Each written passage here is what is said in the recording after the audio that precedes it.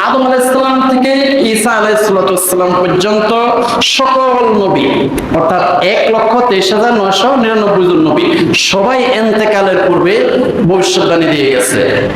ইন্তেকালের পূর্বে সবগুলো উম্মতরে একসাথে করে ওনারা বক্তব্য দিয়ে গেছেন, এই আমি নূহ আলাইহিস সালাম বলছি শোনো, সর্বশেষ নবী মুহাম্মদ সাল্লাল্লাহু আলাইহি ওয়াসাল্লাম যখন আসবে আমার শরীয়ত আর পালন করবে না, মুহাম্মদ সাল্লাল্লাহু আলাইহি ওয়াসাল্লাম শরীয়ত পালন করবে। ঠিক মুসা আলাইহিস সালাম ইন্তেকালের পূর্বে বলে গেছে, এই উম্মতেরা শোনো,